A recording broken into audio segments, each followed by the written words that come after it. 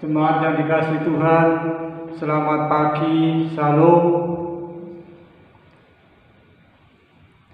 Kami atas nama Majelis Jemaat yang pertama mengucapkan selamat datang dan selamat beribadah di pagi yang penuh sukacita ini, baik pada warga jemaat maupun warga tamu yang hadir pada pagi hari ini.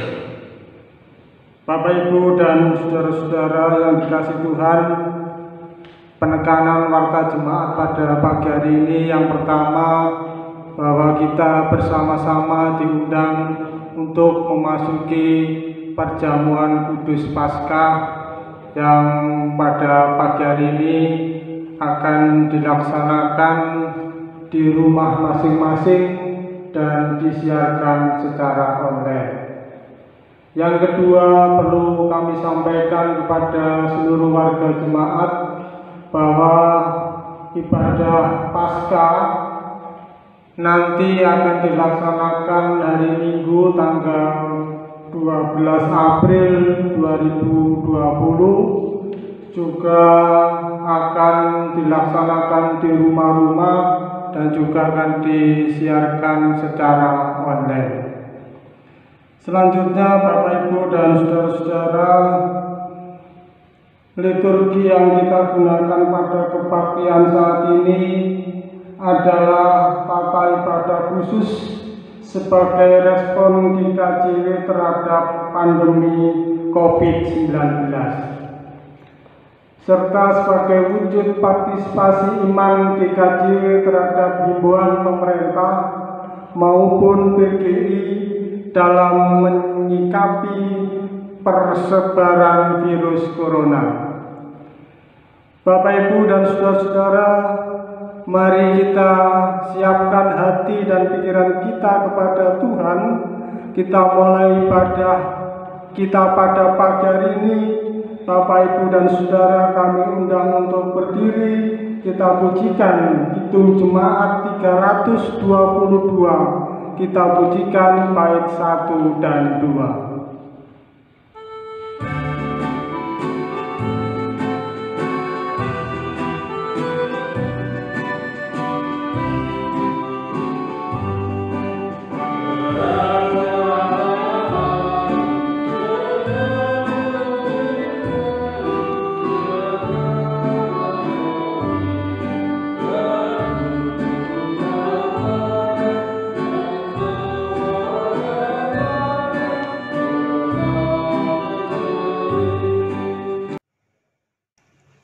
Selamat pagi, saudara sekalian yang kekasih. Marilah sekarang kita alami dengan sukacita peristiwa kehidupan kita yang indah yang dianugerahkan oleh Tuhan pada pagi hari ini. Kita bangun persekutuan melalui kebaktian syukur Jumat Agung, sekaligus merayakan Paskah Tuhan yang akan kita tandai dengan pelayanan perjamuan kudus. Mari kita menghadap Tuhan, kita mengambil saat teduh. Dan hendaklah setiap umatnya menyatakan bahwa pertolongannya hanyalah Allah, Tuhan yang menciptakan langit dan bumi, Tuhan yang kasih setianya kekal, sebab Ia tidak akan pernah sejengkal pun meninggalkan segala karya tangannya. Saudara-saudara, salam damai sejahtera dari Allah Bapa yang telah nyata di dalam Yesus Kristus kepada saudara sekalian. Amin. Bagian dari kesaksian Alkitab mendasari persekutuan dan sukacita kita, sebagaimana diungkapkan melalui kesaksian dari kitab Yesaya yang bagiannya demikian. Sesungguhnya hamba-Ku akan berhasil, ia akan ditinggikan, disanjung dan dimuliakan. Seperti banyak orang akan tertegun melihat dia. Begitu buruk rupanya, bukan seperti manusia lagi, dan tampaknya bukan seperti anak manusia lagi. Demikianlah ia akan membuat tercengang banyak bangsa. Raja-raja akan mengatupkan mulutnya melihat dia, sebab apa yang tidak diceritakan kepada mereka akan mereka lihat, dan apa yang tidak mereka dengar akan mereka pahami. Kembali kita pujikan Kidung Jemaat 27 bait 1 dan 3.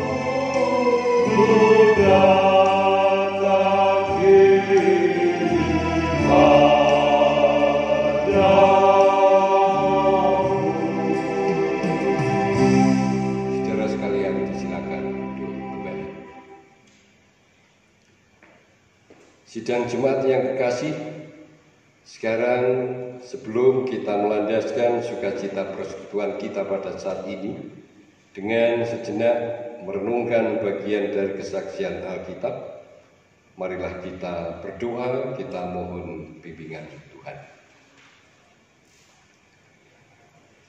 Tuhan Allah yang Maha Kasih, kami mengucap syukur atas perkenan, atas penyertaan dan kebersamaan Tuhan di sepanjang kehidupan kami.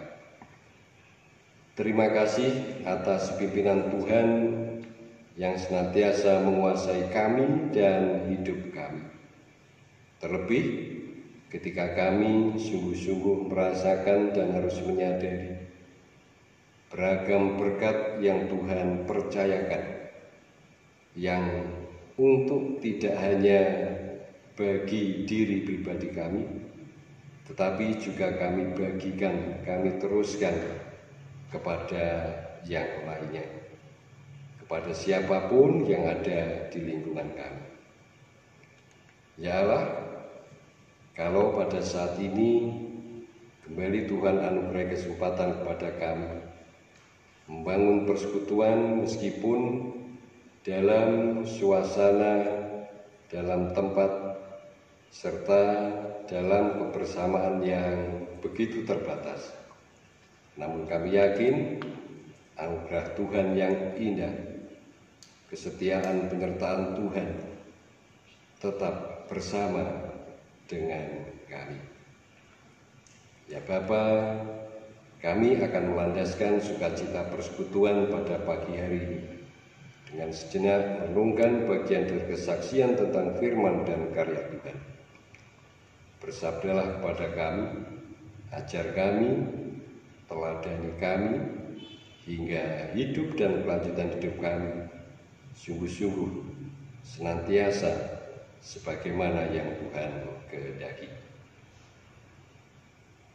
Amin. Bacaan Alkitab cukup panjang, saudara-saudara. Kita ambil dalam 2 pasal dari Injil Yohanes, yaitu Yohanes pasal 18 dan pasal 19 akan dibacakan oleh petugas.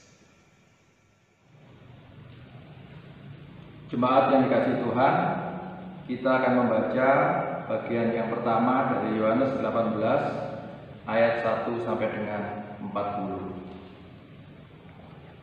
Perikop yang pertama, Yesus ditangkap. Setelah Yesus mengatakan semuanya itu, keluarlah ia dari situ bersama-sama dengan murid-muridnya, dan mereka pergi ke seberang sungai Kidron. Di situ ada suatu taman, dan ia masuk ke taman itu bersama-sama dengan murid-muridnya. Yudas yang mengkhianati Yesus tahu juga tempat itu, karena Yesus sering berkumpul di situ dengan murid-muridnya. Maka datanglah Yudas juga ke situ dengan sepasukan prajurit dan penjaga-penjaga bait Allah yang disuruh oleh imam-imam kepala dan orang-orang Farisi, lengkap dengan lentera, suluh, dan senjata. Maka Yesus yang tahu semua yang akan menimpa dirinya, maju ke depan dan berkata kepada mereka, "Siapakah yang kamu cari?" Jawab mereka, "Yesus dari Nazaret." Katanya kepada mereka, "Akulah dia." Yudas yang mengkhianati dia berdiri juga di situ bersama-sama mereka. Ketika ia berkata kepada mereka, "Akulah dia," mundurlah mereka dan jatuh ke tanah. Maka ia bertanya pula, "Siapakah yang kamu cari?" Kata mereka, "Yesus dari Nazaret." Jawab Yesus, "Telah kukatakan kepadamu, akulah dia. Jika aku yang kamu cari, biarkanlah mereka ini pergi." Demikian hendaknya supaya genaplah firman yang telah dikatakannya, "Dari mereka yang engkau serahkan kepadaku, tidak seorang pun yang kubiarkan binasa." Lalu Simon Petrus yang membawa pedang menghunus pedang itu, menetakkannya kepada hamba imam besar dan memutuskan telinga kanannya. Nama hamba itu Malkus. Kata Yesus kepada Petrus, "Sarungkanlah pedangmu itu. Bukankah aku harus minum cawan yang diberikan Bapa kepadaku?" Perikop yang kedua, Yesus di hadapan Hanas, Petrus menyangkal Yesus. Maka pasukan prajurit serta perwiranya dan penjaga-penjaga yang disuruh orang Yahudi itu menangkap Yesus dan membelenggu dia. Lalu mereka membawanya mula-mula kepada Hanas, karena Hanas adalah mertua Kayafas, yang pada tahun itu menjadi imam besar. Dan Kayafaslah yang telah menasihatkan orang-orang Yahudi, adalah lebih berguna jika satu orang mati untuk seluruh bangsa. Simon Petrus dan seorang murid lain mengikuti Yesus. Murid itu mengenal imam besar, dan ia masuk bersama-sama dengan Yesus ke halaman istana imam besar. Tetapi Petrus tinggal di luar dekat pintu. Maka murid lain tadi yang mengenal imam besar kembali keluar, bercakap-cakap dengan perempuan penjaga pintu, lalu membawa Petrus masuk. Maka kata hamba perempuan penjaga pintu kepada Petrus, "Bukankah engkau juga murid orang itu?" Jawab Petrus, "Bukan." Sementara itu hamba-hamba dan penjaga-penjaga bait Allah telah memasang api arang, sebab hawa dingin waktu itu, dan mereka berdiam di situ. Juga Petrus berdiri berdiam bersama-sama dengan mereka. Maka mulailah imam besar menanyai Yesus tentang murid-muridnya dan tentang ajarannya. Jawab Yesus kepadanya, "Aku berbicara terus terang kepada dunia. Aku selalu mengajar di rumah-rumah ibadat dan di bait Allah, tempat semua orang Yahudi berkumpul. Aku tidak pernah berbicara sembunyi-sembunyi. Mengapakah engkau menanyai aku? Tanyailah mereka yang telah mendengar apa yang kukatakan kepada mereka. Sungguh, mereka tahu apa yang telah kukatakan. Ketika ia mengatakan hal itu, seorang penjaga yang berdiri di situ menampar mukanya sambil berkata, "Begitukah jawabmu kepada imam besar?" Jawab Yesus kepadanya, "Jikalau kataku itu salah, tunjukkanlah salahnya. Tetapi jikalau kataku itu benar, mengapakah engkau menampar aku?" Maka Hanas mengirim dia terbelenggu kepada Kayafas, imam besar itu. Simon Petrus masih berdiri berdiam.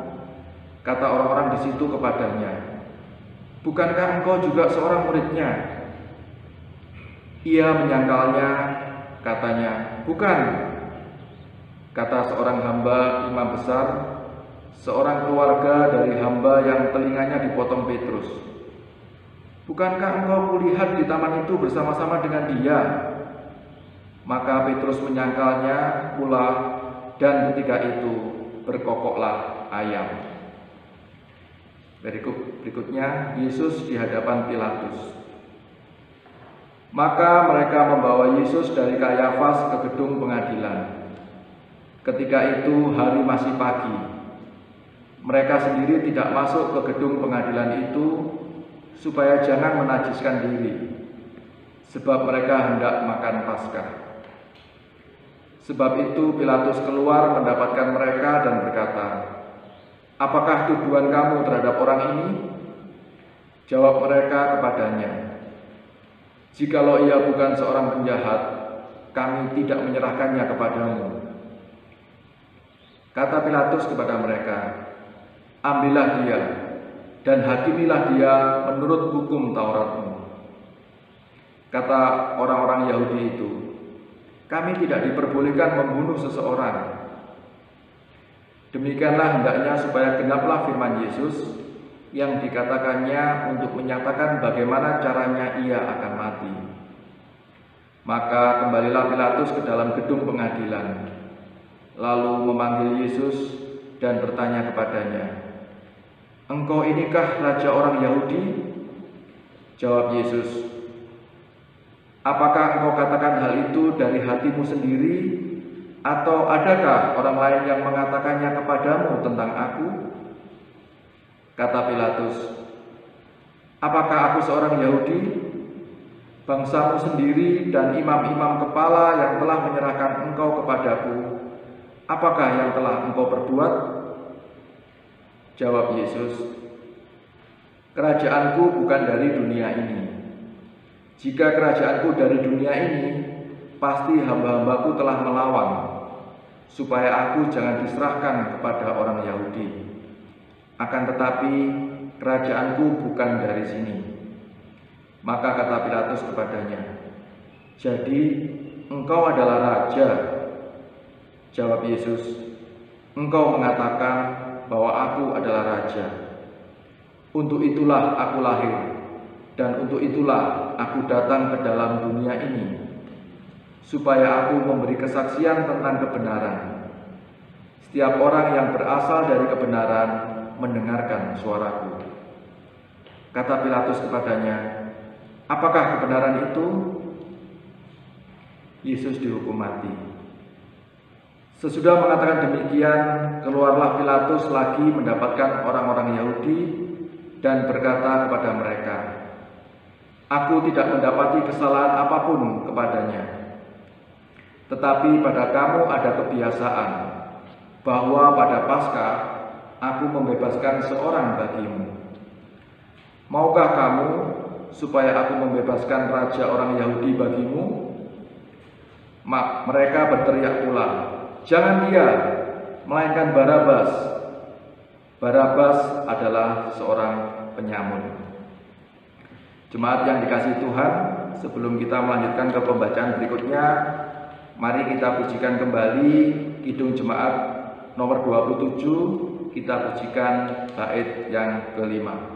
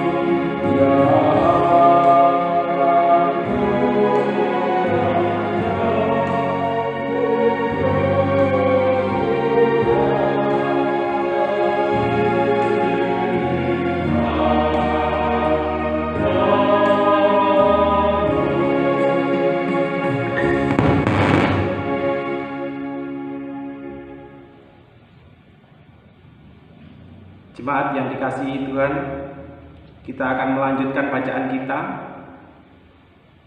Bacaan akan dilanjutkan dari Injil Yohanes pasal 19 ayat 1 sampai dengan 42. Yang demikian kesaksian firman Tuhan. Lalu Pilatus mengambil Yesus dan menyuruh orang menyesah Dia. Prajurit-prajurit mengayang sebuah mahkota duri dan menaruhnya di atas kepalanya. Mereka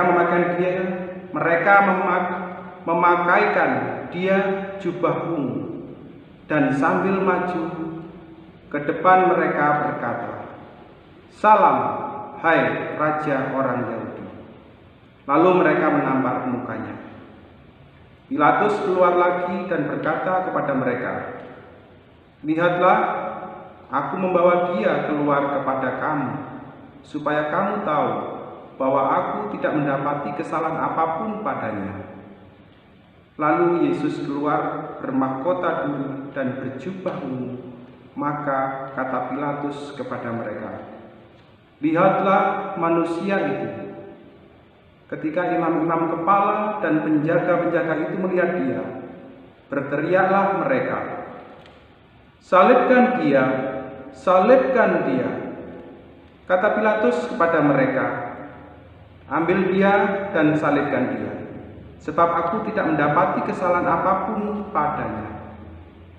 Jawab orang-orang Yahudi itu kepadanya, "Kami mempunyai hukum dan menurut hukum itu ia harus mati, sebab ia menganggap dirinya sebagai anak Allah." Ketika Pilatus mendengar perkataan itu, bertambah takutlah ia. Lalu ia masuk pula ke dalam gedung pengadilan dan berkata kepada Yesus, "Dari manakah asalmu?" Tetapi Yesus tidak memberi jawab kepadanya. Maka kata Pilatus kepadanya, "Tidakkah engkau mau bicara dengan aku? Tidakkah engkau tahu bahwa aku berkuasa untuk membebaskan engkau dan berkuasa juga untuk menyalibkan engkau?" Yesus menjawab, "Engkau tidak mempunyai kuasa apapun terhadap aku, jikalau kuasa itu tidak diberikan kepadamu dari atas. Sebab itu, Dia yang menyerahkan aku kepadamu lebih besar dosanya." Sejak itu, Pilatus berusaha untuk membebaskan dia. Tetapi orang-orang Yahudi berteriak, "Jikalau engkau membebaskan dia, engkau bukanlah sahabat Kaisar. Setiap orang yang menganggap dirinya sebagai raja, ia melawan Kaisar." Ketika Pilatus mendengar perkataan itu, ia menyuruh membawa Yesus keluar dan ia duduk ke kursi pengadilan di tempat yang bernama Litos Trotos, dalam bahasa Ibrani Gabata. Hari itu ialah hari persiapan Paskah. Kira-kira jam 12 Kata Pilatus kepada orang-orang Yahudi itu, "Inilah rajamu." Maka berteriaklah mereka, "Enyahkan dia, enyahkan dia, salibkan dia." Kata Pilatus kepada mereka, "Haruskah aku menyalibkan rajamu?" Jawab imam-imam kepala, "Kami tidak mempunyai raja selain daripada Kaisar." Akhirnya Pilatus menyerahkan Yesus kepada mereka untuk disalibkan. Berikutnya Yesus disalibkan. Mereka menerima Yesus sambil memikul salibnya. Ia pergi keluar ke tempat yang bernama tempat tengkorak, dalam bahasa Ibrani Golgota, dan di situ ia disalibkan. Mereka dan bersama-sama dengan dia disalibkan juga dua orang lain, sebelah menyebelah. Yesus di tengah-tengah, dan Pilatus menyuruh memasang juga tulisan di atas kayu salib itu, bunyinya, "Yesus orang Nazaret, Raja orang Yahudi." Banyak orang Yahudi yang membaca tulisan itu, sebab tempat di mana Yesus disalibkan letaknya dengan dekat kota, dan kata-kata itu tertulis dalam bahasa Ibrani, bahasa Latin, dan bahasa Yunani. Maka kata imam-imam kepala orang Yahudi kepada Pilatus, "Jangan engkau menulis Raja orang Yahudi, tetapi bahwa ia mengatakan, Aku adalah Raja orang Yahudi." Jawab Pilatus, "Apa yang kutulis tetap kutulis." Sesudah prajurit-prajurit itu menyalibkan Yesus, mereka mengambil pakaiannya lalu membaginya menjadi 4 bagian. Untuk tiap-tiap prajurit 1 bagian, dan jubahnya juga mereka ambil. Jubah itu tidak berjahit, dari atas ke bawah hanya 1 tenunan saja. Karena itu mereka berkata seorang kepada yang lain, "Janganlah kita membaginya menjadi beberapa potong, tetapi baiklah kita membuang undi untuk menentukan siapa yang mendapatnya. Demikianlah hendaknya supaya genaplah yang ada tertulis dalam kitab suci. Mereka membagi-bagi pakaianku di antara mereka, dan mereka membuang undi atas jubahku." Hal itu telah dilakukan prajurit-prajurit itu. Dan dekat salib Yesus berdiri ibunya dan saudara ibunya, Maria, istri Kleopas, dan Maria Magdalena. Ketika Yesus melihat ibunya dan murid yang dikasihnya di sampingnya, berkatalah ia ibunya, "Ibu, inilah anakmu." Kemudian katanya kepada murid-muridnya, "Inilah ibumu." Dan sejak saat itu murid-murid itu menerima dia di dalam rumahnya. Yesus mati. Sesudah itu, karena Yesus tahu bahwa segala sesuatu telah selesai, berkatalah ia supaya genaplah yang ada tertulis dalam kitab suci, "Aku haus." Di situ ada suatu bekas penuh anggur asam. Maka mereka mencucukkan bunga kara yang telah dicelupkan dalam anggur asam pada sebatang hisop, lalu mengunjukkannya ke mulut Yesus. Sesudah Yesus meminum anggur asam itu, berkatalah ia, "Sudah selesai." Lalu ia menundukkan kepadanya dan menyerahkan nyawanya. Lambung Yesus ditikam. Karena hari itu hari persiapan, dan supaya pada hari Sabat mayat-mayat itu tidak tinggal tergantung pada kayu salib, sebab Sabat itu adalah hari besar, maka datanglah orang-orang Yahudi kepada Pilatus dan meminta kepadanya supaya kaki orang-orang itu dipatahkan dan mayat-mayatnya diturunkan. Maka datanglah prajurit-prajurit lalu mematahkan kaki orang yang pertama dan kaki orang yang lain yang disalibkan bersama-sama dengan Yesus. Tetapi ketika mereka sampai kepada Yesus dan melihat bahwa ia telah mati, mereka tidak mematahkan kakinya. Tetapi seorang daripada prajurit itu menikam lambungnya dengan tombak, dan segera mengalir keluar darah dan air. Dan orang yang melihat hal itu sendiri, yang memberikan kesaksian ini dan bersaksi, dan kesaksiannya benar. Dan ia tahu bahwa ia mengatakan kebenaran, supaya kamu juga percaya, sebab hal itu terjadi supaya genaplah yang tertulis dalam kitab suci. Tidak ada tulangnya yang akan dipatahkan, dan ada pula nas yang mengatakan mereka akan memandang kepada Dia yang telah mereka tikam. Yesus dikuburkan.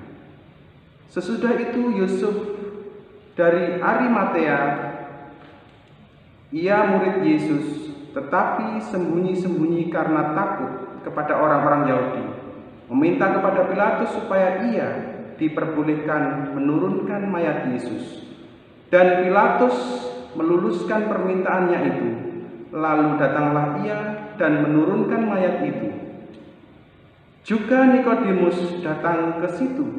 Dialah yang mula-mula datang waktu malam kepada Yesus. Ia membawa campuran minyak mur dengan minyak gaharu, kira-kira 50 kaki beratnya. Mereka mengambil mayat Yesus, mengapaninya dengan kain lenan, dan membubuinya dengan rempah-rempah menurut adat orang Yahudi bila menguburkan mayat. Dekat tempat di mana Yesus disalibkan, ada suatu taman, dan dalam taman itu ada suatu kubur baru yang di dalamnya belum pernah dimakamkan seseorang.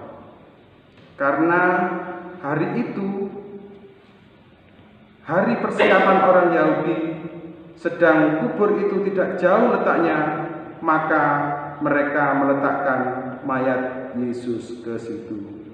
Demikian sabda Tuhan. Itulah saudaraku sekalian yang kekasih, dua perikop yang cukup panjang. Namun demikian berbahagialah setiap orang yang senantiasa memperhatikannya di dalam kehidupan sehari-hari. Kidung Jemaat 59.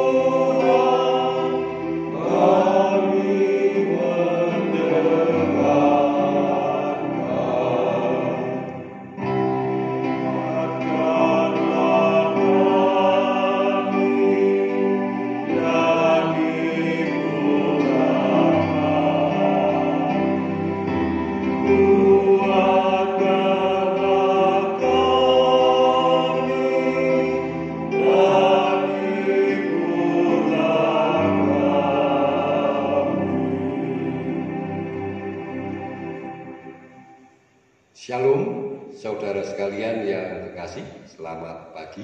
Selamat pagi. Ya, saudara-saudara, pasti selama ini kita pernah atau sering paling tidak mendengar satu kata, satu istilah tentang tempat, yaitu taman. Nah, saudara-saudara, apakah yang terlintas dalam benak panjenengan? Apakah yang panjenengan pikirkan tentang suatu tempat yang bernama tanah? Ya, saudara-saudara, biasanya banyak orang yang memikirkan taman sebagai suatu tempat yang memiliki banyak tanaman. Apakah itu yang berupa bunga-bunga, tanaman bunga, atau mungkin dalam wujud jenis tanaman yang lainnya. Atau juga di antara panjenengan ada yang mempunyai gambaran bahwa itu adalah tempat yang pasti udaranya sangat sejuk. Tempat yang jauh dari keramaian sehingga bisa merasakan suasana beristirahat yang nyaman untuk sekedar melupakan sejenak berbagai kepenatan atau keletihan. Bapak, Ibu, dan saudara sekalian yang dikasihi dan yang mengasihi Tuhan, pergi ke suatu taman yang sunyi untuk beristirahat. Itulah yang nampaknya biasa dilakukan oleh Yesus bersama dengan murid-muridnya. Dan di dalam taman itulah Yesus biasa menggunakannya sebagai tempat untuk sekedar mengasingkan diri, karena selama ini ia selalu dan selalu dikejar-kejar oleh banyak orang karena mereka sangat ingin menerima berita terbaru, ajaran terbaru yang disampaikan oleh Yesus. Dan tentunya juga seperti bagian dari bacaan kita pagi hari ini, di dalam taman itu Yesus ingin berdoa. Saudara-saudara, layaknya orang yang sedang menjauhkan diri dari hiruk-pikuk keramaian, ingin sekedar melupakan sejenak bermacam kecamuknya persoalan hidup, ingin sekedar sedikit melepaskan otot pikiran, ingin menanggalkan sejenak beban hidup yang sedang menghibit, sekedar ingin kembali merasakan suasana segernya alam ketumbuhan. Namun siapa sangka bahwa ternyata taman yang sunyi itu justru menjadi awal dari penderitaan super hebat yang harus ditanggung oleh Yesus, bahkan membawanya pada kematian. Tidak berhenti hanya sampai di situ. Setelah kematiannya pun mayatnya dikuburkan di sebidang tanah taman milik salah seorang pengikutnya. Dan tentunya saudara-saudara, sang pemilik lahan ini pasti selama ini mempunyai hubungan yang dekat dengan Yesus, sehingga ia mau memberikan, mau merelakan dan menyerahkan taman yang mereka miliki untuk penguburan mayat Yesus. Bapak, Ibu, dan saudara sekalian yang dikasihi dan yang mengasihi Tuhan, sekali lagi kita dapati dari bacaan tadi bahwa penderitaan Yesus dimulai dari sebuah taman. Ia ditangkap, dan sesaat setelah ia mengakhiri doanya di taman itu juga, sekeluar dari dalam taman itu, ia pun masih harus mengalami penganiayaan hebat hingga menghantarnya pada kematian dengan cara disalib di atas bukit Golgota. Pertanyaannya, saudara-saudara, apakah penderitaan hebat yang ditanggungnya itu telah cukup. Ternyata tidak. Ternyata belum cukup, belum berakhir sama sekali. Sebab ternyata para pengikutnya pun masih menambahkan dalam rangkaian penderitaan itu dengan tidak satu pun di antara mereka yang berani mendekat untuk sekedar menopang kesabaran Yesus dalam menghadapi bermacam bentuk penganiayaan yang sedang ia alami. Ternyata yang mereka lakukan hanya melihat dari kejauhan, atau mungkin hanya mengintip. Bukan hanya karena mereka tidak sampai hati ketika melihat penderitaan yang sedang dialami oleh Yesus. Mereka tahu, mereka menyaksikan bahwa Yesus sedang diperlakukan layaknya seorang penjahat kelas berat.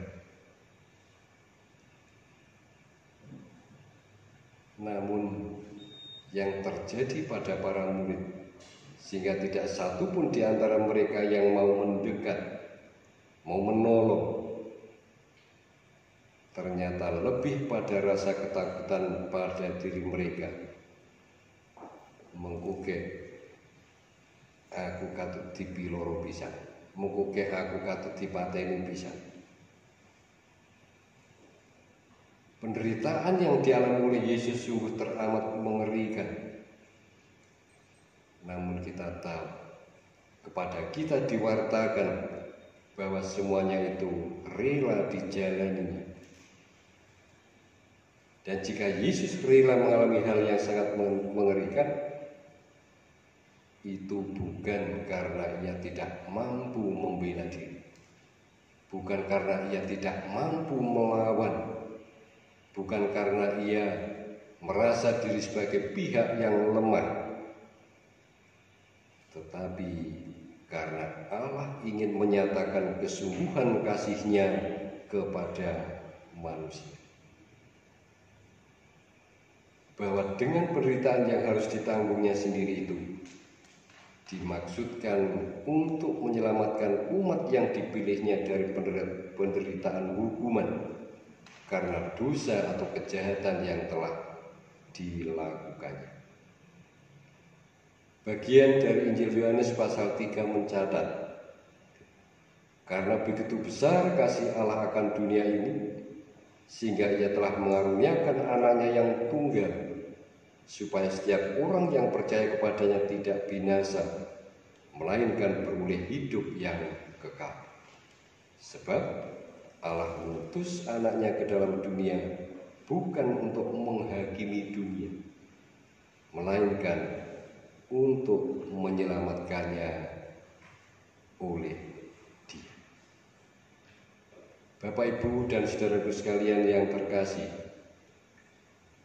penderitaan yang harus ditanggung oleh Yesus mengingatkan kepada saya dan panjenengan sekalian bahwa hal itu memang sudah menjadi kehendak Allah, bukan suatu kebetulan, bukan suatu nasib yang harus dialami oleh Yesus. Yesaya dalam bagian kesaksian Alkitab kita memberitakan bahwa hamba Allah itu memang diutus untuk menyelamatkan manusia dengan cara harus menempuh jalan penderitaan. Dan keberadaan hamba Allah yang sesungguhnya itu kini nyata pada diri, pada sosok Yesus Kristus, hamba yang setia, hamba yang sungguh-sungguh rela menderita dan mati di kayu salib, hamba yang rela menyerahkan totalitas hidup dan karyanya bukan demi dirinya sendiri, tetapi demi menyelamatkan manusia yang sangat dikasihi. Sidang jemaat yang dikasihi dan yang mengasihi Tuhan, beberapa hal dapat kita petik dari bagian kesaksian Alkitab kita pada pagi hari ini. Setiap orang percaya yang dengan sungguh-sungguh mau mengakui keberadaan Allah di dalam Yesus Kristus pasti mengalami kedekatan dengannya. Kita diingatkan pada kedekatan yang dialami oleh hamba Yahweh, kedekatan yang dialami oleh Yesaya.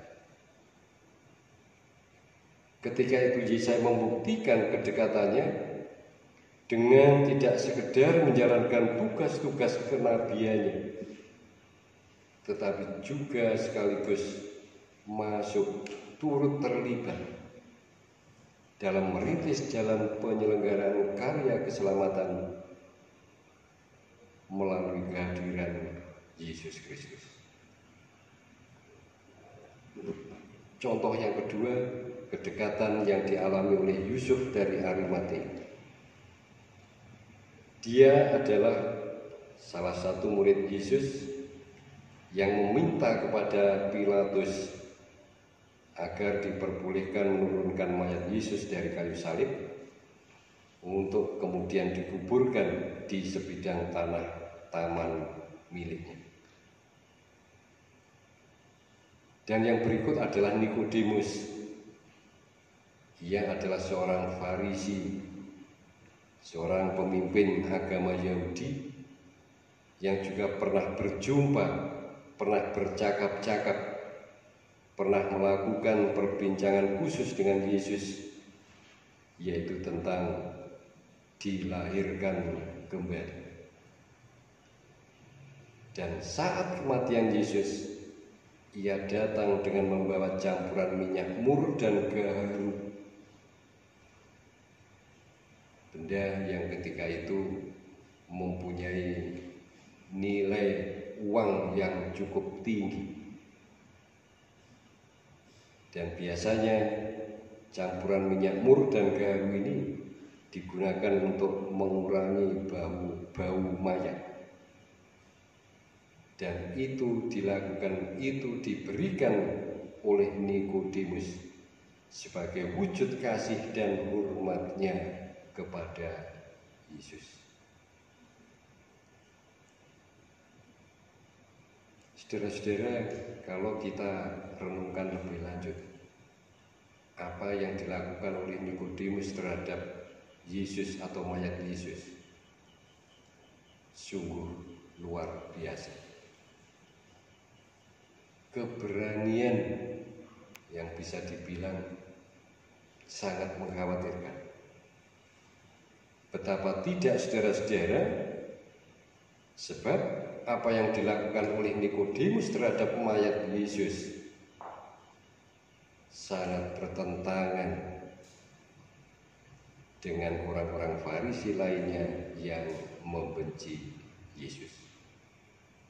Kalau ketahuan, pasti Nikodemus yang ganti mendapatkan penganiayaan dari mereka. Nah, saudara-saudara yang terkasih, kedekatan dengan Allah harus diwujudkan dengan berani bersikap dan bertindak seperti Yesus. Menerapkan ajaran dan teladannya di dalam kehidupan sehari-hari. Dan baik Yusuf dari Arimatea maupun oleh Nikodemus yang telah mengawalinya dapat menjadi pijakan, dapat menjadi contoh bagi kehidupan saya dan panjenengan sekalian. Memang saudara-saudara, hidup dengan meneladani ajaran Yesus adalah sikap dan tindakan hidup yang tidak mudah. Banyak halangan, banyak tantangan. yang harus kita hadapi, tetapi itu juga harus kita lewati dengan sebaik-baiknya. Dengan begitu, selaku umat Tuhan pasti kita yakin, kita pasti mau senantiasa menyandarkan, mempercayakan segala upaya kita di dalam pimpinan Tuhan. Sebab iman kita mengatakan bahwa hanya dalam pimpinan Tuhan, apapun yang kita lakukan, apapun bentuk upaya kita, Tuhan pasti memberkati. Bahkan Tuhan yang berkarya melalui yang kita lakukan.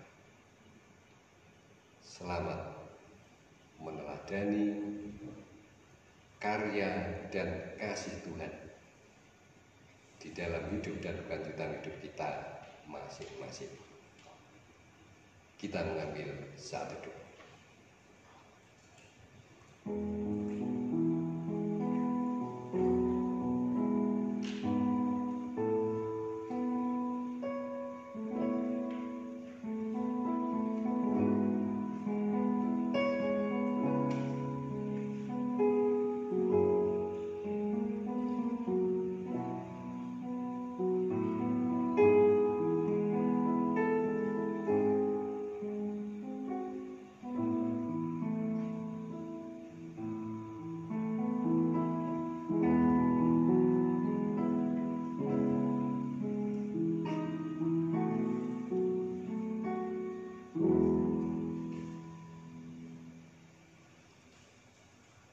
Saudaraku sekalian yang dikasihi dan yang mengasihi Tuhan,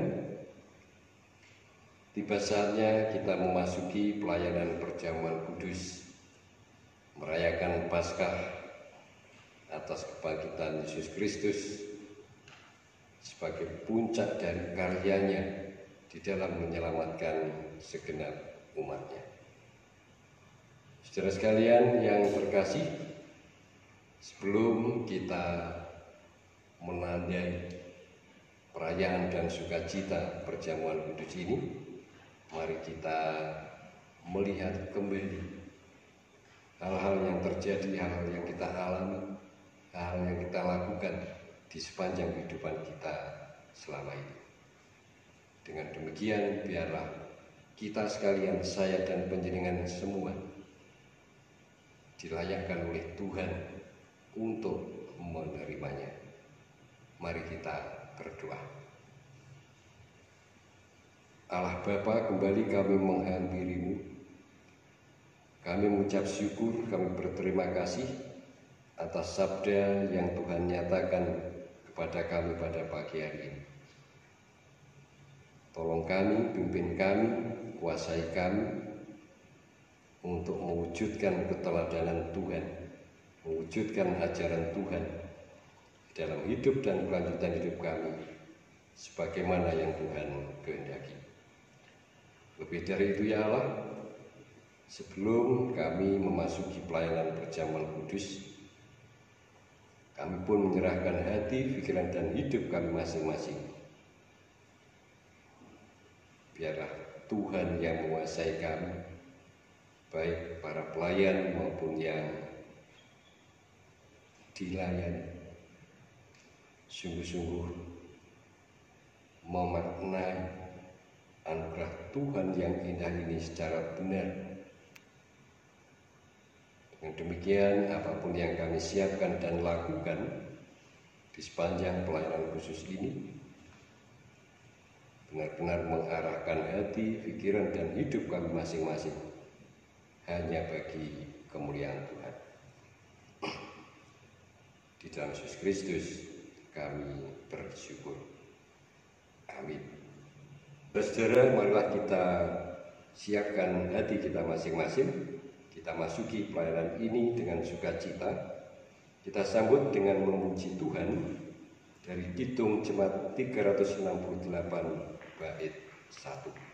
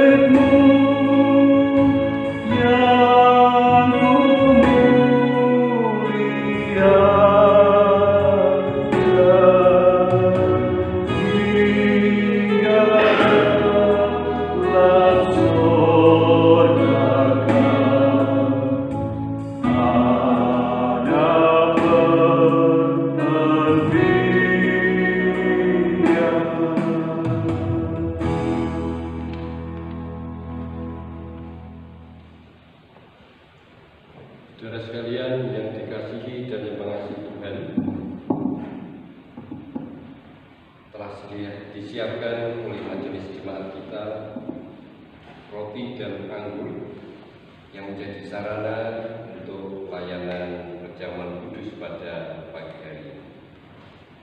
Saudara-saudara, sebagaimana yang kita pahami bahwa roti dan anggur ini adalah sarana yang digunakan oleh gereja dan jemaat Tuhan di dalam menandai sukacita anugerah keselamatan melalui pengorbanan tubuh dan darah Kristus. Melandasi sukacita kita, marilah kembali kita sadari, kita perhatikan bagian dari sabda Tuhan yang demikian. Apa yang telah kuterima dari Allah, itulah yang kuteruskan kepadamu. Yaitu pada malam menjelang Yesus diserahkan, ia mengambil roti, kemudian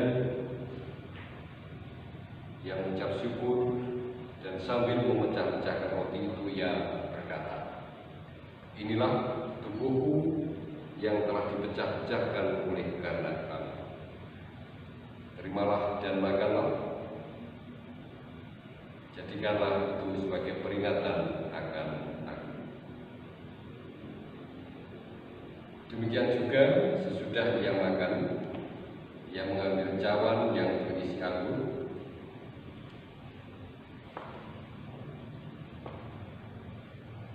sambil menuangkan isi cawan itu,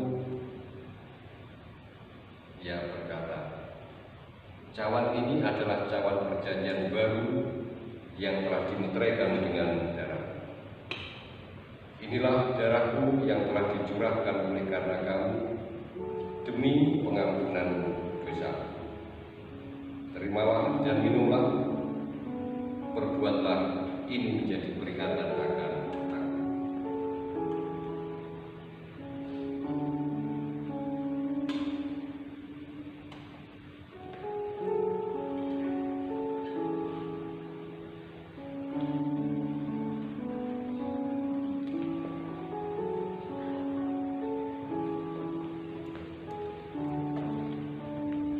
Terimalah dan bagikanlah di antara kamu sekalian.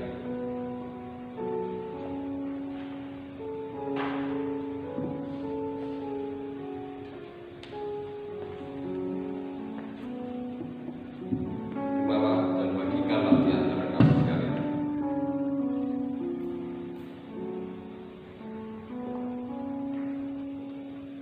Ini pengampunan dosa. Jadikanlah sebagai peringatan akan aku.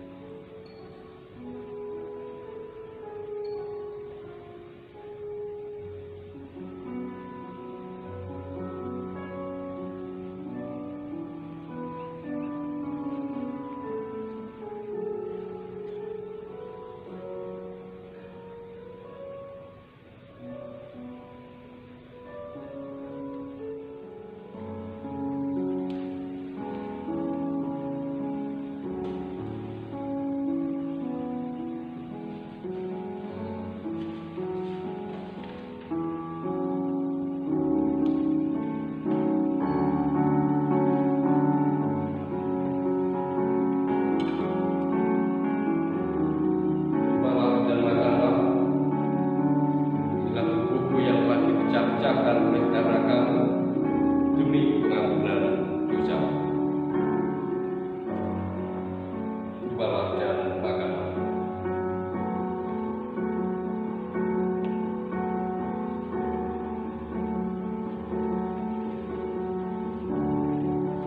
Inilah darahku yang telah dicurahkan karena kamu demi pengampunan dosa.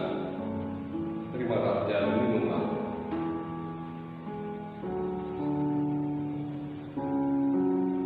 Terimalah dan minumlah.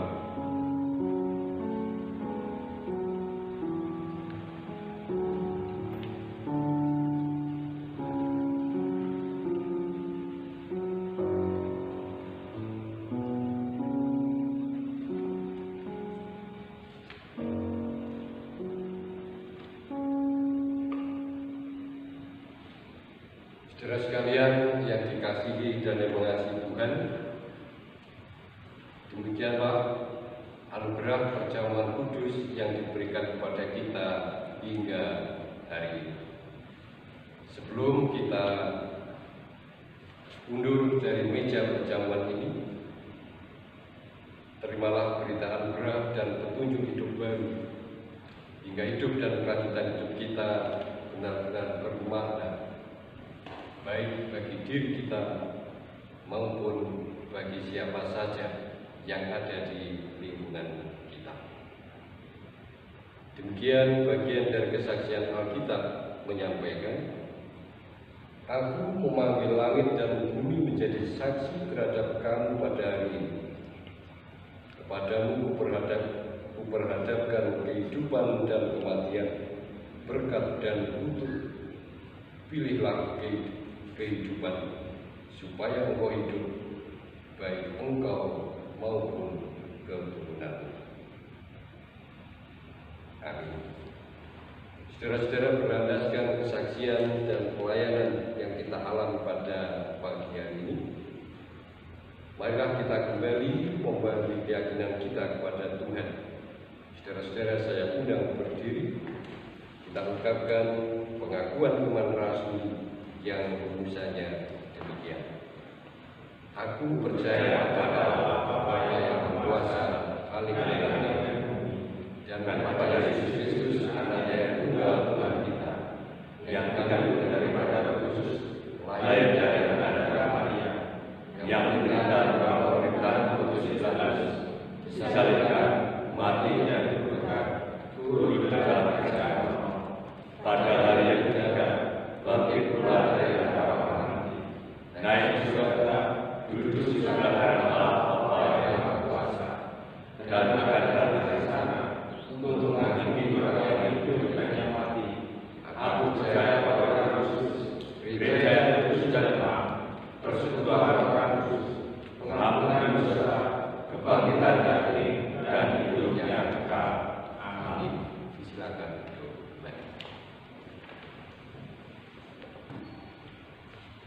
Sidang jemaat yang kekasih, sekarang kembali kepada kita dianugerahi kesempatan untuk mengungkapkan syukur dan terima kasih kepada Tuhan atas segala berkat yang diberikannya. Kita akan menyatukannya seiring dengan pujian dari Kidung Jemaat nomor 363 bait 1.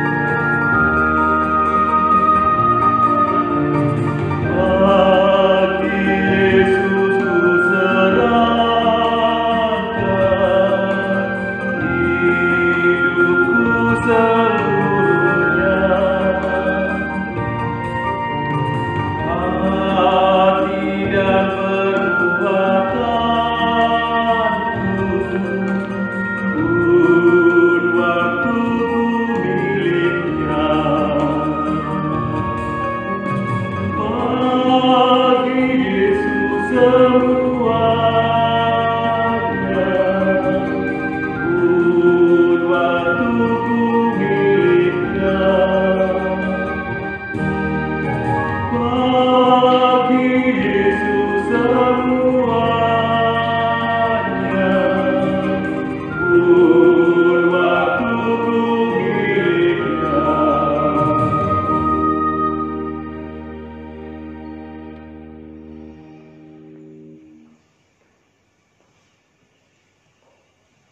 Saudaraku sekalian yang kekasih,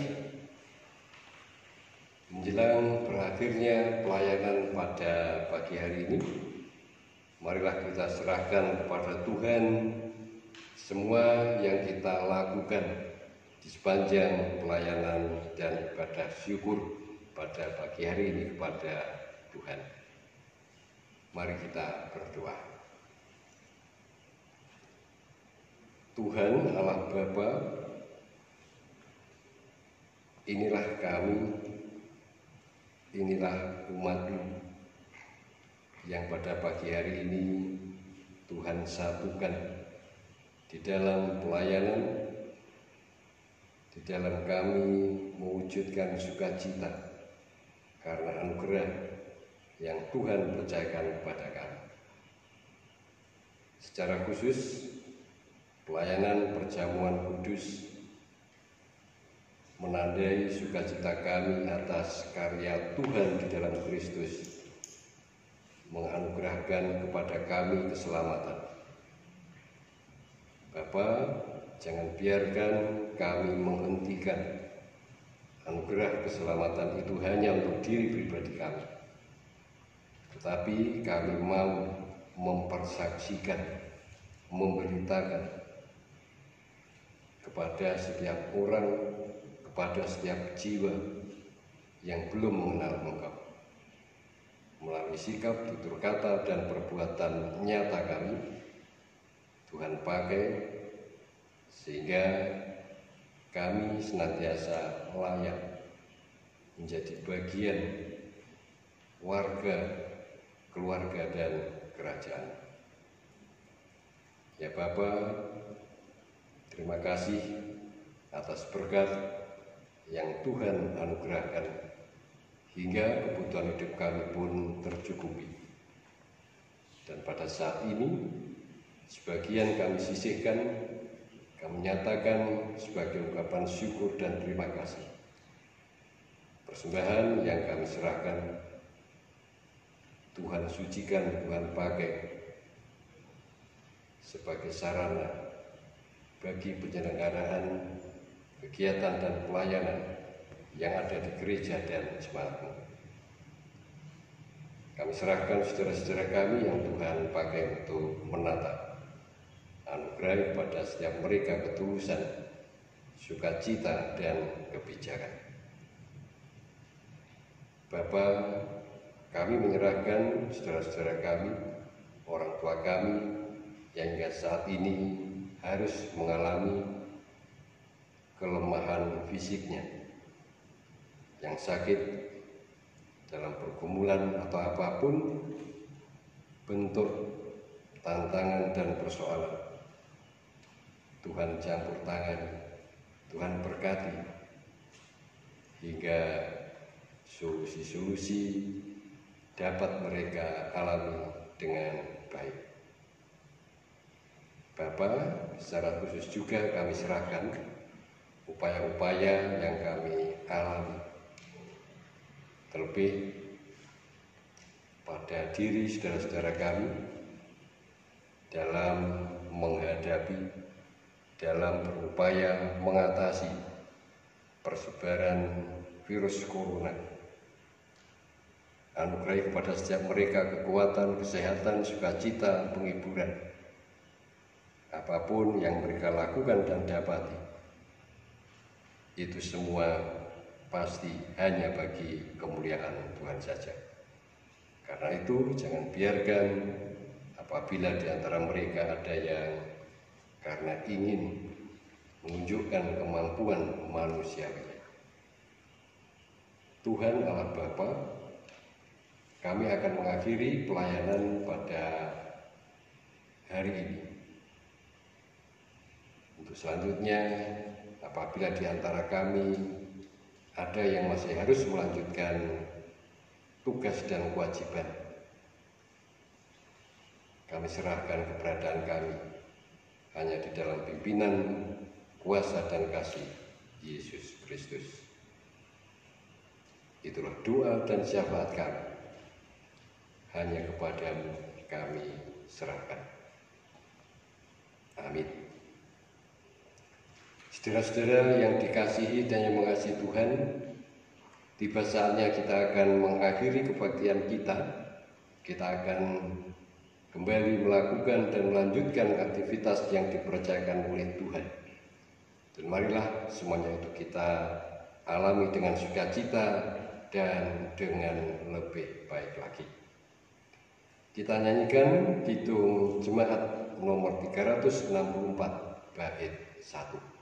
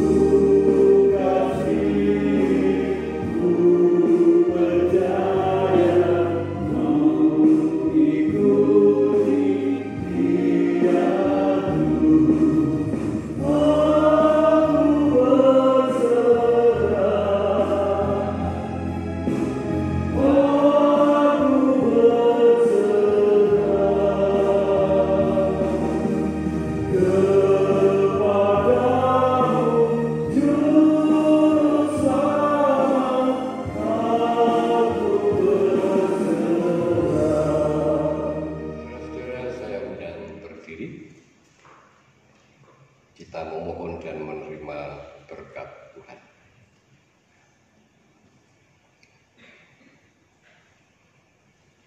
Tuhan Allah Bapa sumber kasih, di dalam Yesus Kristus telah menyatakan diri dan karyanya bagi keselamatan segenap umat yang dimilikinya. Roh Kudus sumber sukacita menguasai bersama dan memimpin saudara sekalian pada hari ini sampai Maranatha. Amin.